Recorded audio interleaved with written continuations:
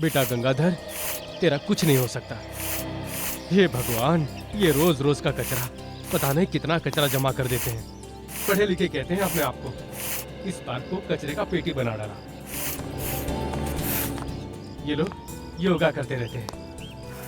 ये जरूर बच्चे होंगे जिनके माँ बाप यही सिखाते होंगे कि कचरा जमीन पर फेंकना चाहिए।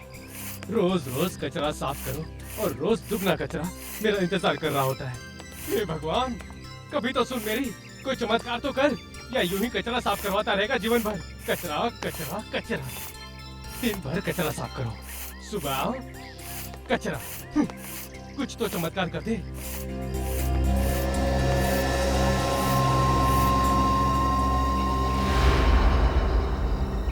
ये क्या चमक रहा है? चेन। अरे बाप रे, ये तो सोने का लगता है। ये यहाँ आया कैसे? लगता है किसी के हाथ से गिर गया है। आसपास कोई नहीं है। बेटा गंगाधर, आज किस्मत ने तुझे मौका दिया है। ये सोने का चैन पुरस्कार दिया है, ले ले इसे। गंगाधर, भगवान ने आखिर तेरी सुनी ली। अरे ये क्या? हाथ, इंसान का हाथ। इधर, यहाँ। कहीं डेड बॉडी तो नहीं यहाँ पे? सीआईडी को बुलाना पड़ेगा जल्दी।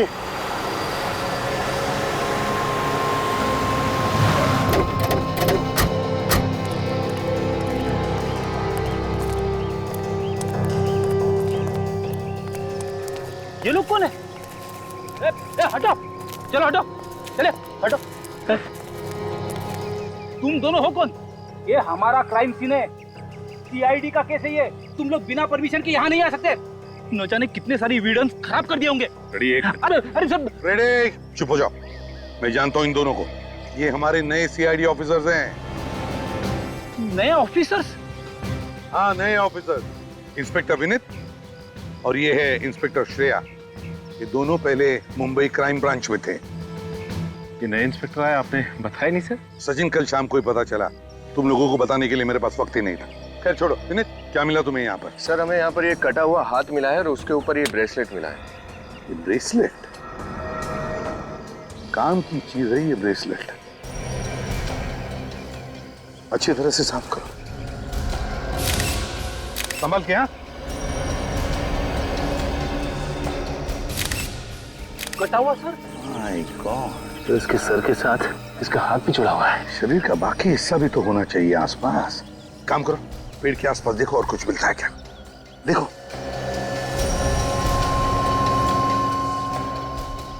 सर, कितनी बेरहमी से काटा है सर और हाथ को। और सर, ऐसा कोई क्यों करेगा? यहाँ इस हालत में किसी की लाश को दफनाने का क्या मतलब है? सिर्फ सिर और हाथ। पार्क तो ऐसी जगह है जहाँ पे काफी सारे लोग आते जाते रहते हैं। सचिन, विवेक, एक काम करो, पार्क में आसपास अच्छी तरह से देखो, कुछ मिलता है क्या।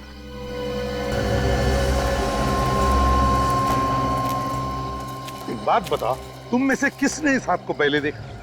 साहब, ये कटा हुआ हाथ सबसे पहले मैंने देखा। तुमने देखा? जी साहब। तुम क्या करते हो इधर? जी साहब, साफ सफाई करते हैं। सफाई करते हो? इधर आओ, जरा बताओ, ये पार्क क्या 24 घंटे खुला रहता है? नहीं साहब, सुबह 7 बजे से लेकर शाम को 7 बजे तक खुला रहता है। यहाँ पे वॉचमैन या सिक्योरिटी गार्ड नहीं है क्या? नहीं साहब, यहाँ पे कोई चौकीदार नहीं रहता। ये पार्क सुबह 7 बजे से लेकर शाम के 7 बजे तक खुला रहता है। इसका मतलब है ये काम तब किया गया है जब ये पार्क या तो बंद था या फिर पार्क में कोई भी नहीं था उस वक्त किया है। सर, हाँ सर, यहाँ आसपास तो कुछ भी नहीं मिला सर। अबे ऐसा कुछ नहीं मिला सर। कुछ भी नहीं मिला? ये कैसे हो सकता है? तो शरीर का बाकी का हिस्सा कहाँ पर दफना दिया है? कहाँ छुपाया होगा? कोई बात नहीं, पता तो लगा ही लेंगे। इससे पहले एक काम करो, ये सिर और हाथ साळुंखे के पास भेज दो और इस आदमी का चेहरा, उसका स्केच सारे न्यूज़पेपर्स और टेलीविजन चैनल्स पर भेज दो।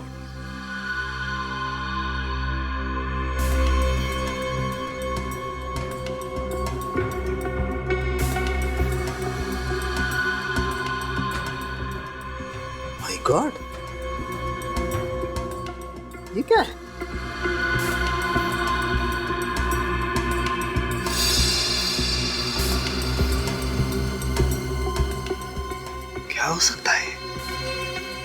सारिका, मुझे तो एक कोई कागज का टुकड़ा दिखाई देता है। साफ करके देखते हैं क्या है।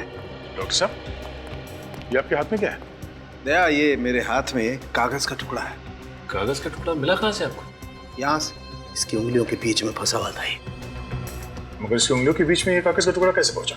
या मुझे लगता है इस आदमी ने कोई कागज को अपने हाथ में छुपाने की कोशिश की होगी और ये कागज का टुकड़ा इसकी उंगलियों के बीच में फंस गया। लेकिन डॉक्टर साहब, ऐसा क्या है इस कागज के टुकड़े में? अरे भाई, तो चेक करने जा रहा था। क्या आप लोग आ गए? साफ करके देख लीजिए ना, पता चल जाएगा। देखते हैं।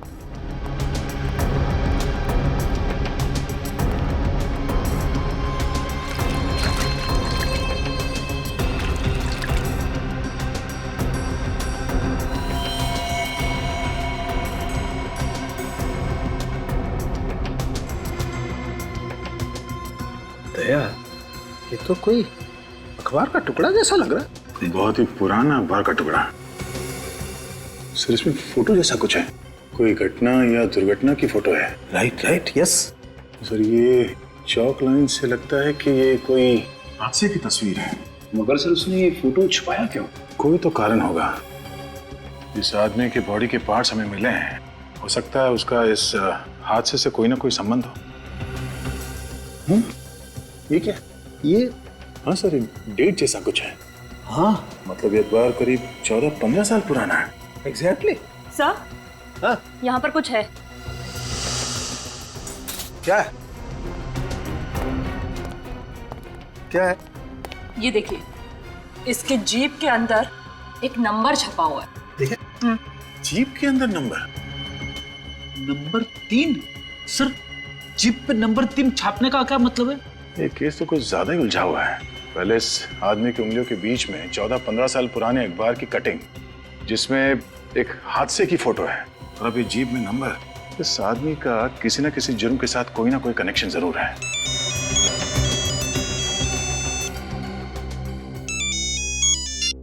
हेलो, हाँ, रिपोर्ट्स आ गई? क्या पता चला रिपोर्ट से?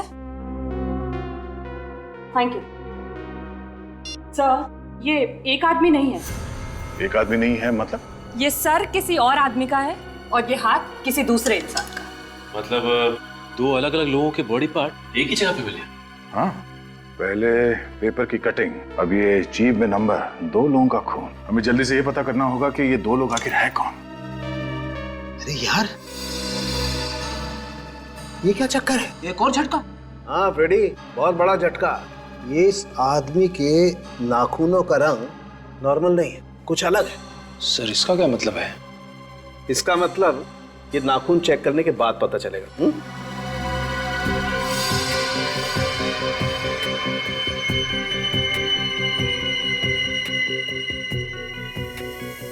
इसे साफ करके चेक करते हैं।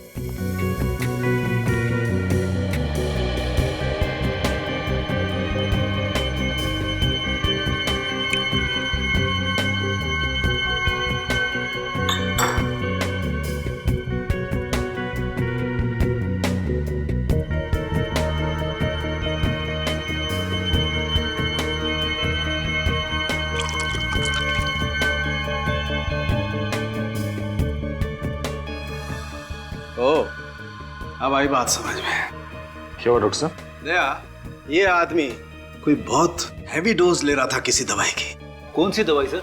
वेरिऑक्सिबिन। वेरिऑक्सिबिन? हाँ दया, ये दवाई कैंसर पेशेंट लेते हैं। ये बहुत महंगी दवाई है, आसानी से नहीं मिलती है, और जब तक कोई कैंसर स्पेशलिस्ट अपने हॉस्पिटल में अपने पेशेंट को प्रिस्क्राइब नहीं करता है, तब तक ये दवाई किसी को नहीं मिल सकती। तो फिर इस शहर के सारे कैंसर हॉस्पिटल्स में चेक करना चाहिए। अबे क्या? तो औरतों ने इस आदमी का चेहरे का स्केच पहचान लिया?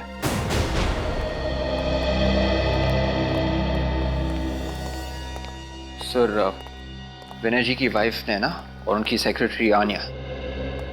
सॉरी, ये जो कुछ भी हुआ, क्या आप बता सकते हैं नैना जी, ये सब हुआ कैसे? कल शाम को सब्जियां लेने मार्केट गए थे, वापस नहीं आए। पता नहीं ये कैसे हो गया।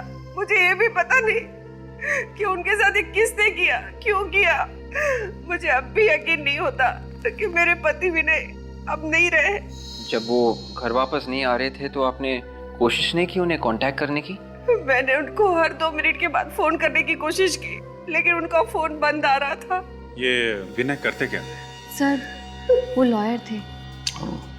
वकील थे? जी सर। तो क्या आप दोनों बता सकती हैं कि किसने किया होगा ये? किसी पर शक है आपको?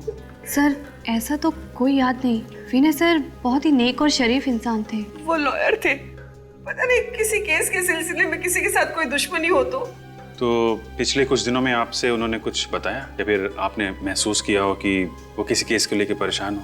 मेरे पति विनय कोई भी केस के बारे में मुझसे कोई डिस्कशन नहीं करते थे।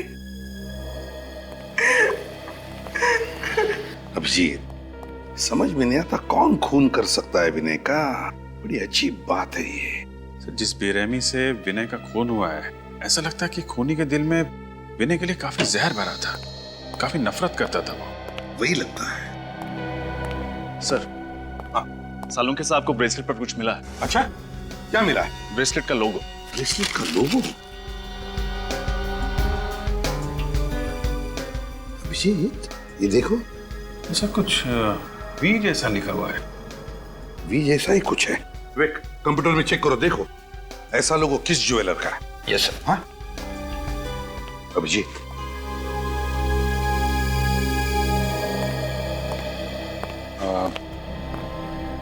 आप लोगों ने यहाँ आके हमारी बहुत मदद की है। Thank you very much. अभी आप लोग जा सकते हैं, जरूरत पड़ेगी तो दोबारा बुला लेंगे। थैंक यू सर, लेकिन आप मेरे पति के कातिल को जल्द से जल्द ढूंढ निकालिएगा। हम अपनी पूरी कोशिश कर रहे हैं, please.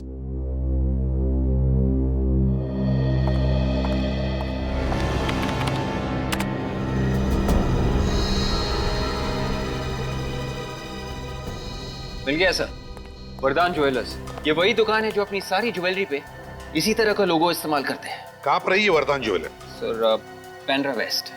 Pendra west, Vardan jewellers.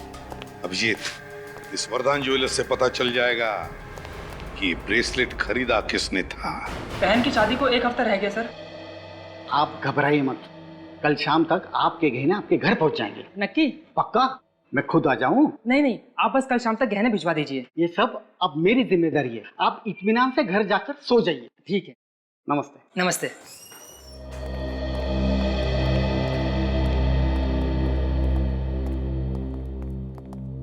आइए सर, शादी है। नहीं कुछ देखना चाहते हैं? आइए ना सर, बैठिए। आराम ने जरा कस्टमर को देखना। नहीं, हम दिखाते हैं आपको कुछ। आप लोग कुछ दिखाना चाहते हैं? घबराइए मत, हम लोग सीआईडी से हैं।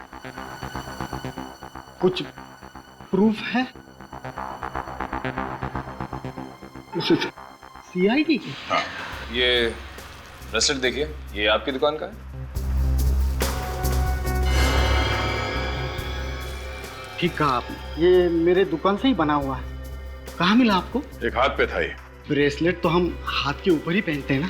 हाथ कटा हुआ था।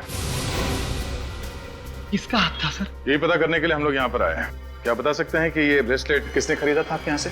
ऐसे ब्रेसलेट बहुत कम लोग बनवाते हैं, शायद 4 से 5 पीसेस ही बनवाए थे हमने। सर फिर तो बहुत आसानी से पता चल जाएगा कि ये 4-5 ब्रेसलेट्स किस किस ने बनवाए थे। ये सही कहा मैडम ने। बता सकते हैं? मैं अभी दिखाता हूँ सर। श्रेया, इन सबके नाम और फोन नंबर्स नोट कर लो। जी।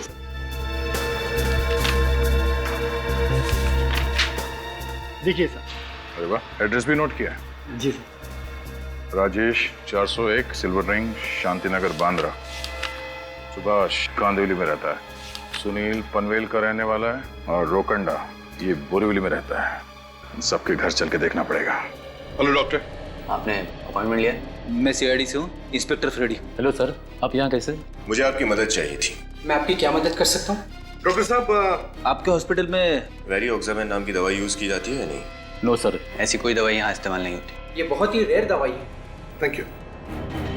सर ये ब्रेसलेट काफी महंगा है, इसे खरीदने वाले चारों भी बहुत अमीर होंगे। हाँ श्रेया, ये बात तो है, पर इन चारों में से ये ब्रेसलेट पहना किसने? राजेश, सुभाष, सुनील या रोकंडा? ये तो वहाँ घर पे जाने के बाद ही पता चलेगा। तुम्हारा रोना धोना सुनने के लिए मैं सीआईडी में नहीं हूँ फ्रेडी। काम खत्म करो और इसी वक्त केयर हॉस्पिटल में आ जाओ, इसी वक्त। Excuse me ma'am. यस। मुझे आपके हॉस्पिटल के किसी कैंसर स्पेशलिस्ट से मिलना है। आपने अपॉइंटमेंट ली थी? जी नहीं। सर आपका नाम? एसीपी प्रद्युमन, सीआईडी से। ओह, सीआईडी से आप लोगों को तो तकलीफ होते रहती होगी। मैम प्लीज जरा डॉक्टर साहब को बुलाइए, मुझे जरूरी काम है। डॉक्टर चंद्रा बस आते ही होंगे। ओके। लो आ गए। हाँ जी, हाँ ठीक है, ओके। अविनीत, क्या पता चला वेरियोक्साबैन के बारे में? चलो ठीक है, कोई बात नहीं, तुम इसी वक्त आ जाओ केयर हॉस्पिटल में। ओके। एक मिनट, पहले आप मुझे ये बताइए कि ये दवा आप किस तरह से ले रही हैं? पहला डोज सुबह नाश्ते के बाद, दूसरी दोपहर को क्यों, जबकि मैंने लिख कर दिया था कि आपको शाम को लेना है। मैम आपको मालूम है आपके नाक से और दिमाग से खून आ सकता है। आप अभी और इसी वक्त हॉस्पिटल में आके मुझसे मिलिए। ये पेशेंट है ना? डॉक्टर चंद्रा। यस। मैं एसीपी प्रद्युमन, सीआईडी से। क्या हुआ? एक दवाई है वेरियोक्साबैन नाम की, क्या आपने उसके बारे में कुछ सुना है? वेरियोक्साबैन? जी बिल्कुल सुना है, और मैं अपने पेशेंट को दे भी रहा हूँ। आप ये दवाई अपने पेशेंट्स को दे रहे हैं? जी। तो मैं सही जगह पर आ गया। बता सकते हैं कितने पेशेंट्स को दे रहे हैं आप? अब तक यही कोई लगभग 3 पेशेंट्स को दिए। 3 पेशेंट्स को? जी हाँ। आप रेडी? देखो डॉक्टर साहब 3 पेशेंट्स के नाम देंगे, वो लिख लेना। अब बोलिए। पहले है वैभव, ये सांता क्रूज के रहने वाले हैं। वैभव। दूसरे हैं अरुण, ये अंधेरी में रहते हैं। अंधेरी। और तीसरे हैं रोकांडा, ये बोरोवली से। रोकंडा? जी। Thank you very much doctor. It's my pleasure. Sir वैसे हुआ क्या है? खून का मामला है। खून का मामला है? जी। देखिए सर, अगर इस मामले में किसी तरह की मदद की जरूरत हो तो प्लीज मुझे याद कर लीजिएगा। Thank you very much. Sir Amina, देखो इन 3 पेशेंट्स के नाम मिले जो लोग ये दवाई ले रहे हैं। इन तीनों पेशेंट्स की जानकारी दया और बाकी लोगों को देना। विनीत का फोन। हाँ विनीत। सर हमें यहाँ से 3 पेशेंट्स के नाम मिले हैं। क्या हॉस्पिटल से 3 नाम मिले? जी सर। अच्छा, जो ब्रेसलेट हमें लाश के हाथ पर से मिला, वैसे ब्रेसलेट 4 लोगों ने खरीदे हैं। 4? हाँ 4 लोगों ने। उनके नाम है राजेश, सुभाष, सुनील और रोकंडा। रोकंडा? हाँ रोकंडा। ये नाम तो हमारी लिस्ट में भी है सर। हाँ? Yes sir. ओह ठीक है, हम उसके घर जाते हैं। Okay sir. Okay okay. ये रोकंडा कहाँ रहता है? बोरीवली में सर। बोरीवली में। ये रोकंडा वही फेमस सिंगर तो नहीं जिसके शोज होते रहते हैं? लगता तो वही सर। सर अगर ये वही फेमस सिंगर है और वो कटा हुआ हाथ उसी का है तो मीडिया में तो। वो कटा हुआ हाथ रोकंडा का है या नहीं, या फिर उसने ये ब्रेसलेट किसी को गिफ्ट दिया है, ये तो बेल बजाने के बाद ही पता चलेगा।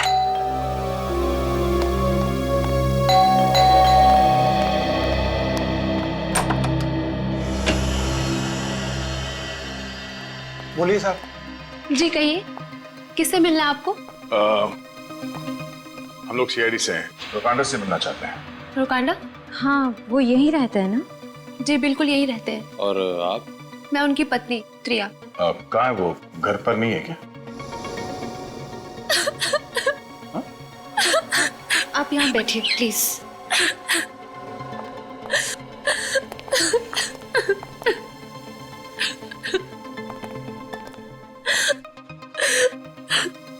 आप रो क्यों रही हैं? रोकांडा कहाँ है? उनका कल से कोई अता पता नहीं है। बता के नहीं किया कि कहाँ जा रहे हैं? नहीं सर। आखिरी बार कब देखा था आपने उन्हें? कल, और आज उनका शो भी था। कितने फोन आ रहे हैं सुबह से, क्या बताऊं मैं, किसको बताऊं कि रोकांडा कहाँ है। इनफैक्ट उनका फोन भी बंद आ रहा है। मुझे बहुत घबराहट हो रही है सर। प्लीज शांत हो जाइए। कैसे शांत हो जाऊं सर? आज सुबह मैंने पुलिस स्टेशन में मिसिंग रिपोर्ट भी लिखवाई थी। मिसिंग रिपोर्ट भी लिखवाई आपने? गायब कहाँ हो गया?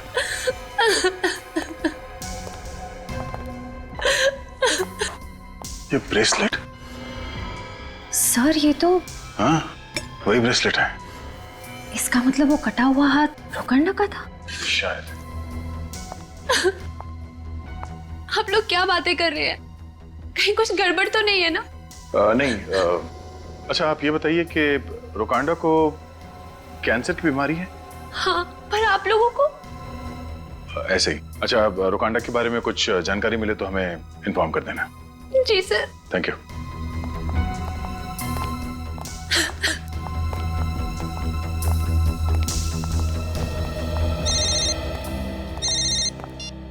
हेलो। हाँ क्या? कहाँ पे? पनवेल के हाईवे पे और भी बॉडी पार्ट्स मिले?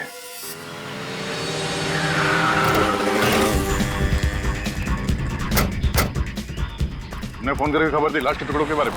हाँ साहब, मैंने बड़ा पाव खाने के बाद कागज फेंकने के लिए जैसे ही कचरे के डिब्बे के पास आया तो मैंने ये देखा। तुम वहां खड़े थे, दूर जाओ। कोई ऐसा इंसान हो सकता है जिसके दिल में इन दोनों के लिए बहुत नफरत भरी हो। जिस तरह से लाश को काटा गया है ऐसा ही लगता है। श्रेया, रोकांडा की बीवी को फोन करके उसकी मौत के बारे में इन्फॉर्म करो। सर मैं जानता हूँ श्रेया, बहुत मुश्किल काम है। क्या करें, तुम्हारा काम ही कुछ ऐसा है, फोन तो करना पड़ेगा। यस सर, मैं समझती हूँ।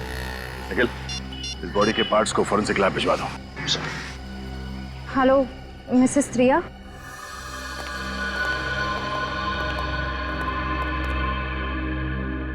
क्या हुआ साळुंखे, इतना परेशान क्यों दिख रहा है तू? बॉस बात ही ऐसी है, तुम्हें पता लगेगा ना, तुम्हारी भी यही हालत होने वाली है। ऐसे क्या बात पता चल गई साळुंखे साहब? बात ये है कि ये सर जो आप पिछली बार लेकर के आए थे वो इस हाथ से मैच करता है जो आप अभी लेकर के आए।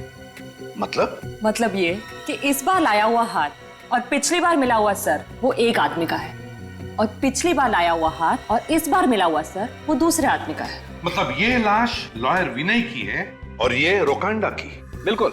मतलब खूनी ने दोनों लाशों को काटा, उनके अंगों की अदला बदली की, फिर अलग अलग जगह पे छुपा दिया। ये चल क्या रहा है खूनी के दिमाग में सर? हाँ सर, कोई खूनी ऐसा क्यों करेगा? लगता है पूरा पागल है सर, कोई साइकोपैथ है। कोई न कोई वजह तो है विवेक, कोई न कोई वजह तो है जो खूनी ऐसे कर रहा है। सर ऐसी क्या वजह हो सकती है ये सब करने की? यही तो पता लगाना है सचिन कि ये खूनी ऐसे वैश्यपन पर क्यों उतर आया। एक बात और बॉस। क्या? वो ये, उस सर की जीभ पर भी वैसा ही अंक लिखा हुआ है जैसा इस जीभ पर लिखा हुआ है। मतलब विनय की जीभ पर जो 3 नंबर लिखा हुआ है बिल्कुल वैसा ही 3 नंबर रोकांडा के जीभ पर, बिल्कुल वैसा ही 3 नंबर। क्या राज हो सकता है इस 3 नंबर का? सर हो सकता है कातिल हमें कुछ दिखाना चाहता हो, इसलिए उसने इन लाशों की जीभ पर ये नंबर लिख दिए। हाँ, दिखाना तो चाहता है जरूर ये खूनी हमें। और फिर ये नंबर 3, इस नंबर 3 का कोई ना कोई तो कनेक्शन जरूर है विनय और रोकांडा के बीच में। सर कुछ तो छुपा इन फोटोग्राफ में, कुछ तो कहने की कोशिश कर रही हैं ये फोटोग्राफ्स। मगर क्या अभिजीत, क्या हो सकता है?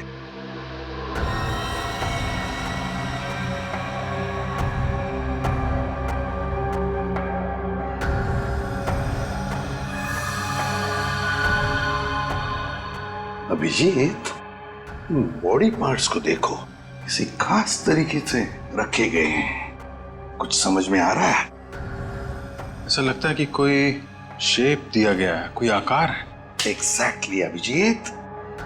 अभिजीत, मुझे लगता है ये इंग्लिश का अल्फाबेट क्यू है ना? हो सकता है ना? हाँ सर। ये देखो। हाँ सर, क्यू। हाँ, और फिर ये देखो, ये नहीं लगता तुम्हें कोई नंबर? 9? हाँ, 9। ये देखो, 9 9 9 है ना? और फिर ये 3 and 3, क्यू 933। सचिन, इधर लिखो बोर्ड पर, क्यू 933। हो क्या सकता है सर? शायद कोई पासवर्ड या फिर कोई लॉकर नंबर, कोई एड्रेस। सर कोई कोड। Code code. अभिजीत, उस क्राइम सीन पर रोकांडा के हाथ में ये कागज का टुकड़ा मिला था। कागज का टुकड़ा, इस पर एक फिगर बनाया हुआ है क्राइम सीन का। तो कहीं ऐसा तो नहीं कि ये कोड नंबर Q933 इस क्राइम सीन से जुड़ा है? क्या हो सकता है ये नंबर? क्राइम सर, कहीं केस नंबर तो नहीं? हाँ, केस ही हो सकता है। विवेक, चेक करो हमारे रिकॉर्ड में, केस नंबर Q933 है क्या?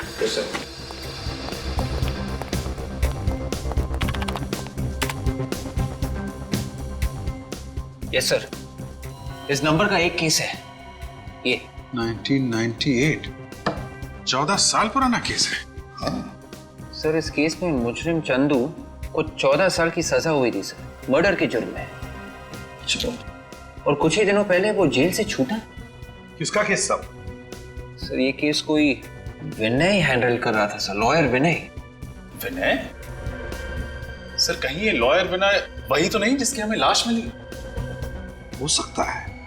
और डिटेल्स देखो। Yes sir. सर इस केस में एक ही विटनेस था सर, सिंगर रोकांडा। रोकांडा? रोकांडा और विनय? मतलब से ये दोनों लाशें रोकांडा और विनय की इसी केस से जुड़ी हुई है, केस नंबर Q933। हाँ फिर देखो विवेक, इन्वेस्टिगेटिंग ऑफिसर कौन था? सर कोई इंस्पेक्टर प्रकाश। प्रकाश? क्या वो सर? आप प्रकाश को जानते हैं क्या? बिल्कुल जानता हूँ, कॉलेज के दिनों से जानता हूँ, पुराना दोस्त है मेरा वो। सर तो फिर तो उनसे सारी डिटेल्स मिल जाएंगी केस की। हाँ अभिजीत, लेकिन पहले ये चंदू जिस जेल में था वहां से उसकी पूरी जानकारी निकालनी चाहिए। तब तक मैं इस इंस्पेक्टर प्रकाश से जाकर मिलता हूं। Excuse me. जी कहिए। हम लोग सीआईडी से, हमें एक कैदी के बारे में कुछ जानकारी चाहिए। सर बैठिए ना। नहीं ठीक है। जी बताइए किसके बारे में आप लोग जानना चाहते हैं? चंदू।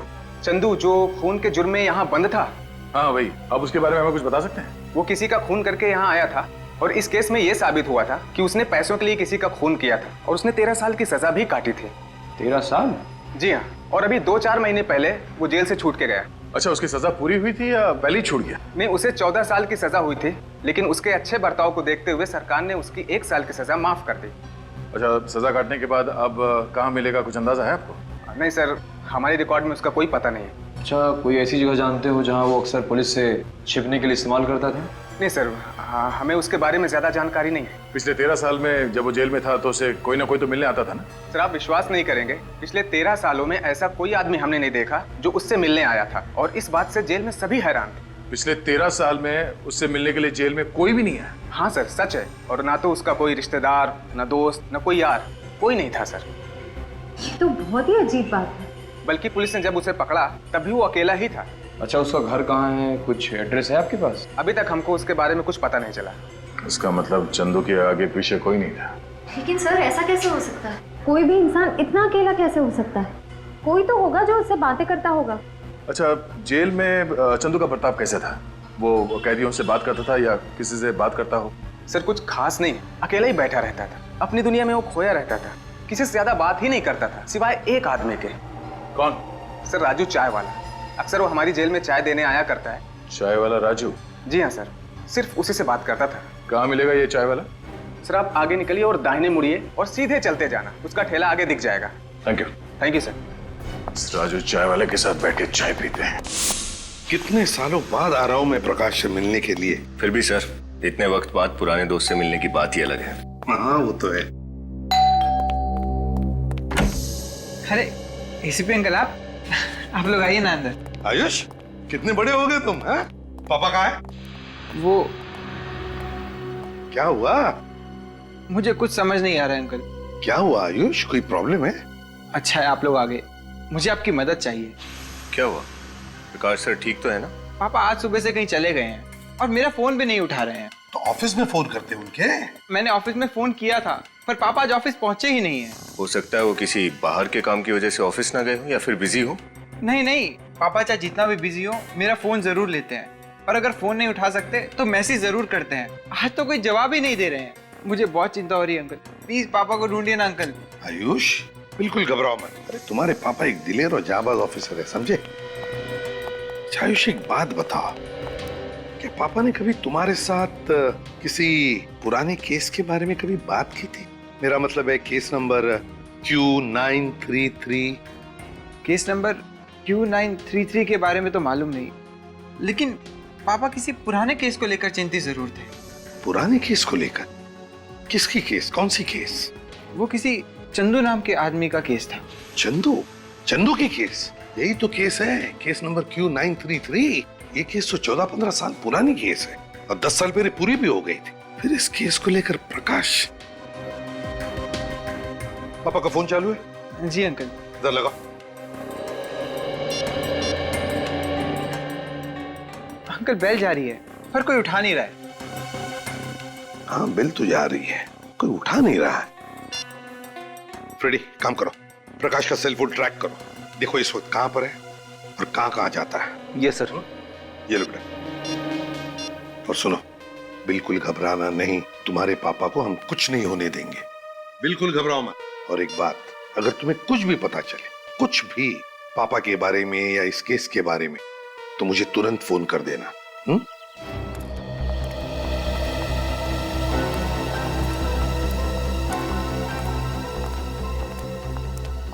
हो रहा राजू? राजू जी साहब। 4 चाय देना। चौथी चाय किसके लिए साहब? तुम्हारे लिए। सोचा तुम्हारे साथ बैठ के चाय पिया जाए।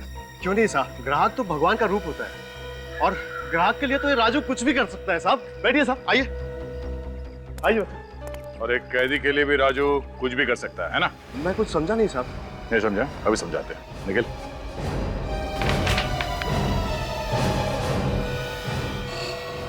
ये कौन है? मैंने तो इसे कभी नहीं देखा। कभी नहीं देखा। सच बोल, झूठ मत बोल। जेल में जाता था ना उसके लिए चाय लेकर। आप लोग क्या कह रहे हैं साहब? मेरी तो कुछ भी समझ में नहीं आ रहा। एक हाथ पड़ेगा ना तो सब कुछ बताना शुरू कर देगा। बोल। मुझे कुछ नहीं पता साहब, मुझे कुछ नहीं पता साहब, मैं इसे नहीं जानता साहब। तो वैसे नहीं मानेगा? हाँ? क्या था? धुंध हटी? हाँ साहब, धुंध हट गई साहब, मैं बताता हूँ। ये साहब, ये चंदू है साहब। सिर्फ इतना ही याद आया या कुछ और भी बताना चाहता है तू? मैं इसे जेल में चाय देने जाया करता था, इसे मेरी चाय बहुत पसंद थी साहब। बस इतना ही? हमने तो सुना है कि तुम्हारी और चंदू की बहुत अच्छी दोस्ती थी।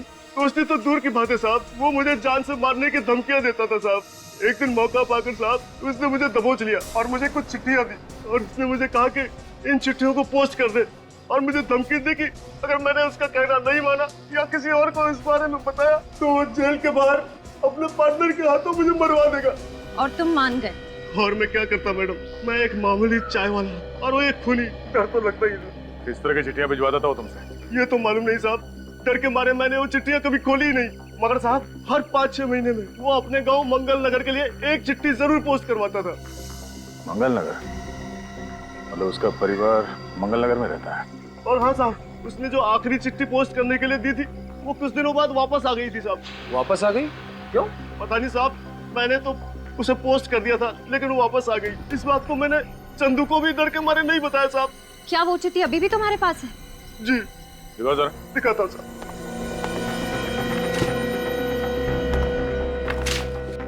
अनीता चंदू, मंगल नगर, जनार्दन गढ़। प्यारी अनीता, कैसी हो? आशा करता हूँ कि वहाँ सब कुछ कुशल मंगल है। मेरी प्यारी शीला बिटिया कैसी है? ख्याल रखना उसका, बहुत याद आती है उसकी। बस कुछ और दिन इंतजार कर लो, फिर मैं जल्दी ही तुम लोगों के पास आ जाऊंगा। तब तक अपना और मेरी प्यारी बिटिया शीला का ध्यान रखना। तुम्हारा चंदू। चिट्ठी से लगता है कि ये चंदू अपने परिवार वालों को बहुत याद करता है, खास करके अपनी बेटी शीला को। चिट्ठी से तो ऐसा ही लगता है। मैं चंदू की बीवी और उसकी बेटी से मिलना चाहिए।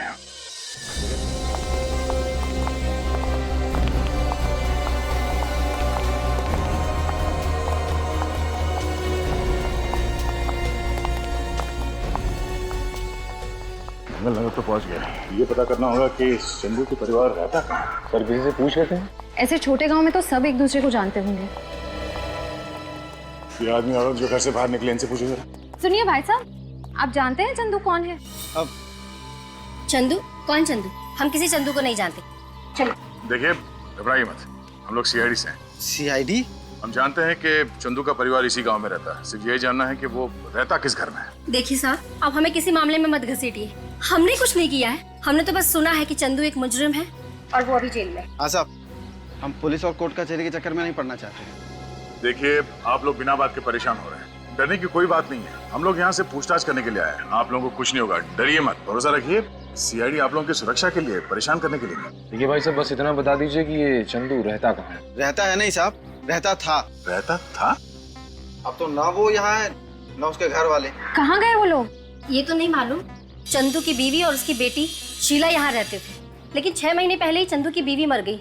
बहुत बीमार थी बेचारी। और उसकी बेटी शीला, वो कहाँ गई? उसकी माँ के देहांत के बाद तो वो बिल्कुल अकेली हो गई थी, बेचारी घर बेच के चली गई। आप जानते हैं वो कहाँ है? उसका पता, फोन नंबर, कुछ भी? उसके बारे में तो हमें कुछ नहीं पता। बस शीला जाते जाते हमारा आशीर्वाद लेके गई बहुत अभागन बच्ची थी वो। जिंदगी ने आंसुओं के सिवाय उसे कुछ भी नहीं दिया। शीला दिखती कैसी है? आप लोग के पास कोई तस्वीर है उसकी? हाँ साहब, अपने जन्मदिन पर हमारी बेटी ने एक फोटो ली थी उसकी। क्या हम वो फोटो देख सकते हैं? जी। चंदू अपने परिवार वालों से इतना प्यार करता था, उसके बाद भी जेल से छूटने के बाद अपने गांव क्यों नहीं आया? और सर उसकी बेटी भी घर बेचकर चली गई, वापस ही नहीं आई, ये जानते हुए भी कि उसके पिता की रिहाई को ज्यादा वक्त नहीं है। बेटी का तो पता नहीं, चंदू कहीं पे छुप के बैठा है। अगर उसने दोनों खून किए हैं तो जाहिर सी बात है कि वो ना तो इस गांव में आएगा और ना ही अपने घर में।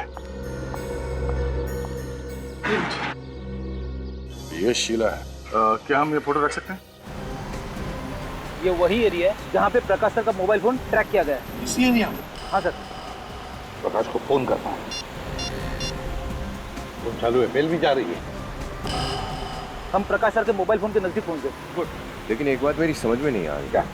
प्रकाश सर इतनी सुनसान जगह में करने क्या आए होंगे? कहीं ऐसा तो नहीं कि कोई उन्हें जबरदस्ती उठा के यहाँ पे लाए?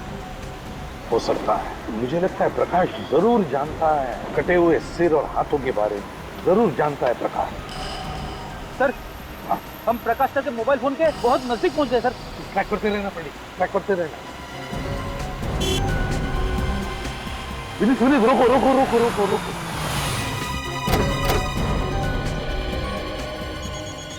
इसी एरिया में कहीं पर फोन की घंटी सुनाई पड़ रही है। आ रही है सुनाई? हाँ सर। हाँ।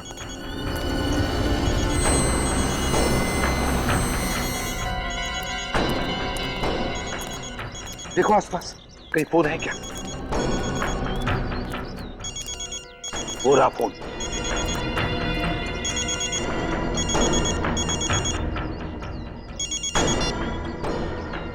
ये तो प्रकाश का ही फोन लगता है। इसका मतलब है प्रकाश यहीं कहीं आसपास ही होना चाहिए। मुझे तो डर लग रहा है सर, कहीं प्रकाश सर के साथ कुछ हो न गया हो। चुप रहो फ्रेडी, शुभ शुभ बोलो। अपनी अपनी गन निकालो। प्रकाश की जान को खतरा हो सकता है। पूरा है घर। मुझे लगता है सर कि प्रकाश सर इसी घर के अंदर होंगे। चलकर देखते हैं। जरा सी भी भूल हो गई तो प्रकाश की जान को खतरा हो सकता है।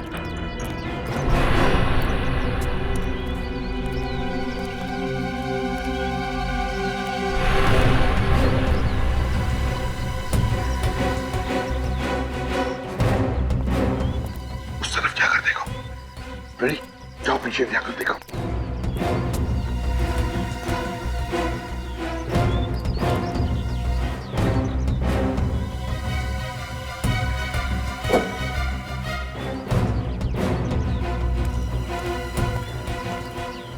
उधर कुछ नहीं दिख रहा है सर। सर, हाँ, बाहर से तो कुछ दिखाई नहीं दे रहा। ठीक है, कोई बात नहीं। घर के अंदर घुसते मगर सावधानी से। प्रकाश की जान को खतरा हो सकता है, उसके साथ अंदर कोई हो भी सकता है, हैं?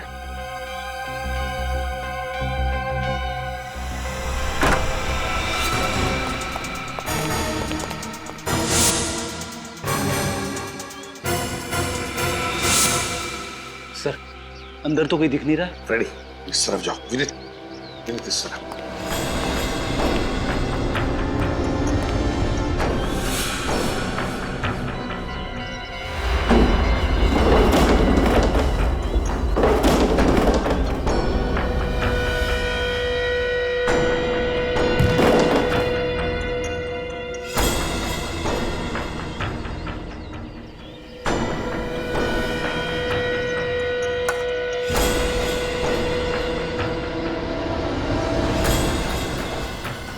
माय गॉड, प्रकाश! विनीत, जल्दी से पानी लेकर आओ।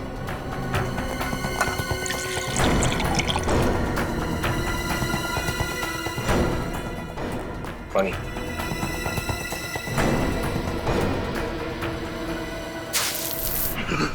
कौन हो? कौन हो तुम? कौन हो? देखो देखो, तुम लोग मुझे नहीं मार सकते, नहीं मार सकते। मुझे जाने दो मुझे, जाने दो। मेरी तरफ देखो, देखो मुझे। मैं प्रद्युमन, इससे भी प्रद्युमन, तुम्हारा दोस्त प्रकाश। तुम यहाँ कैसे? बताता हूँ, उठाओ उसे।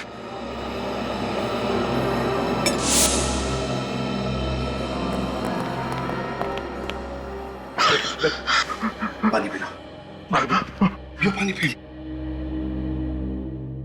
प्रकाश, प्रदुमन, बताओ क्या? कोई मुझे यहाँ ले आया और इसने मुझे बहुत मारा और फिर मुझे मरने के लिए छोड़ दिया। हम लोग कहाँ हैं? वो क्यों मेरी जान लेना चाहता है? मैंने क्या किया? फिक्र मत करो, घबराओ मत। अब हम तुम्हारे साथ हैं। जो भी है तुम्हारा बाल तक बाका नहीं कर सकेगा, समझे? तो सब बताओ, है कौन है? तुम यहाँ पर कैसे आ गए? कौन लेकर आया तुम्हें यहाँ पर? मुझे नहीं पता। मैं जब ऑफिस जा रहा था तो किसी ने मुझे किडनैप कर लिया और मुझे लेके यहाँ आ गया। सर, उसका चेहरा नहीं देखा आपने? नहीं देखा। उसने मेरी आंखों पे पट्टी बांध दी थी।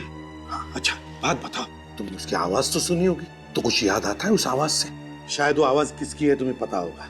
अगर आवाज सुनी होती तो जरूर बता देता, लेकिन उसने मुझसे कुछ बात ही नहीं की। बस वो पागलों की तरह मुझे मारता रहा मुझे। और मैं, लगता है बहुत गहरी दुश्मनी है तुम्हारे साथ उसकी। तड़पा कर मारना चाहता था वो तुम्हें, मगर हम आ गए ना। घबराओ मत, नीचे चलो यहाँ से, नीचे चलो। पापा, ये क्या हालत होगी आपकी? किसने की? हाँ बेटा, मैं ठीक हूँ, चिंता मत करो। और उस किडनैपर से मिलने के बाद तो बिल्कुल ठीक हो जाऊंगा। किसने किया किडनैप आपको? कौन था वो? एसीपी अंकल, पापा के साथ ये सब करने की किसकी हिम्मत हो सकती है? आयुष बेटा, हिम्मत रखो। हम भी उसी आदमी को ढूंढने की कोशिश कर रहे हैं। शुक्र है प्रकाश सर हमारे साथ है, सही सलामत है। हाँ, ये बात तो है, आप लोग वक्त पर आ गए, वरना वो किडनैपर मेरे पापा को। आयुष, तुम एक जाबाज पुलिस ऑफिसर के बेटे हो, और जाबाज पुलिस ऑफिसर का बेटा कभी रोता नहीं है, डरता नहीं है वो किसी से।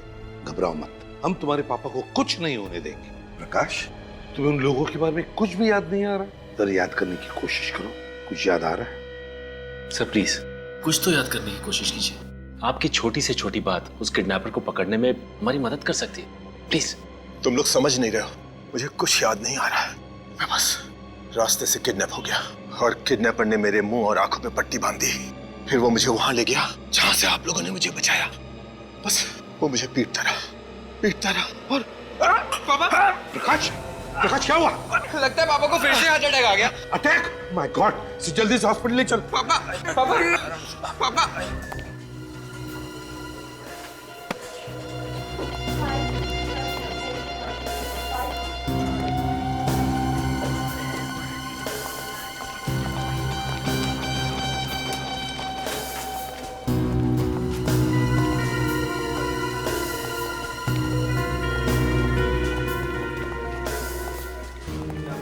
जो भी अंदर जाएगा, फिर वो चाहे हॉस्पिटल का स्टाफ ही क्यों ना हो, नजर रखना अच्छी तरह से।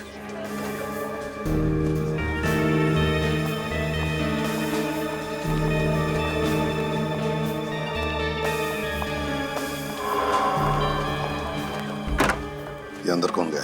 सर ये डॉक्टर कोराली है, इस वक्त राउंड पे है।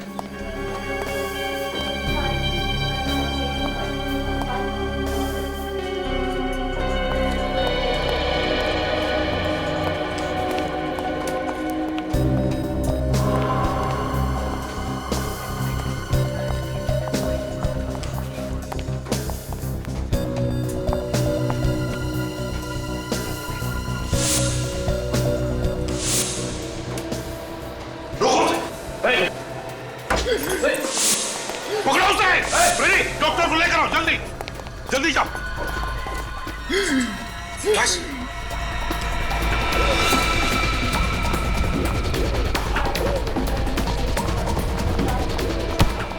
रुक जाओ, भागने का कोई रास्ता नहीं है। तो शीला, तो तुम हो? किस नाम से बुलाया तुम्हें? आन्या या शीला?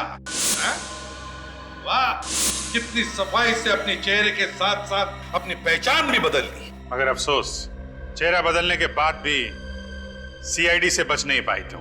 आप ये मत समझिए कि मैं इसलिए रो रही हूँ कि मुझे अपने किए का अफसोस है, बल्कि मैं इसलिए रो रही हूँ कि मैं प्रकाश की जान नहीं ले पाई।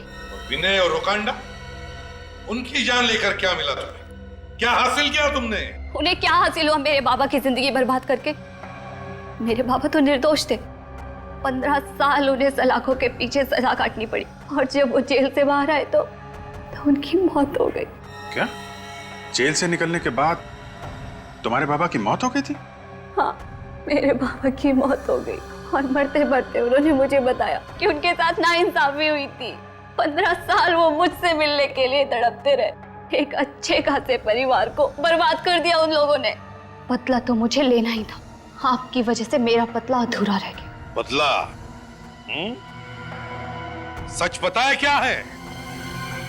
सच ये है कि तुम्हारे बाबा निर्दोष नहीं थे, खूनी थे। वो खूनी, एक मासूम की जान ली उन्होंने। ऐसा नहीं हो सकता, मेरे पापा निर्दोष थे, खूनी नहीं हो सकते। ऐसा ही हुआ। झूठ बोला तुम्हारे बाबा ने तुमसे कि वो निर्दोष है, और तुम बदला लेने के लिए निकल पड़ी। तुम्हारी बदले की आग ने 2 मासूम लोगों की जानें ली, विनय और रोकांडा की। भूल गई तुम कि बदले की आग में खुद के सिवा और कोई नहीं जलता, और मिलता क्या है? सिर्फ खालीपन और किए कर्मों का बोझ। बहुत गलत किया तुमने शीला, कानून को अपने हाथों में लिया। अफसोस, तुम्हें तो अब फांसी ही होगी।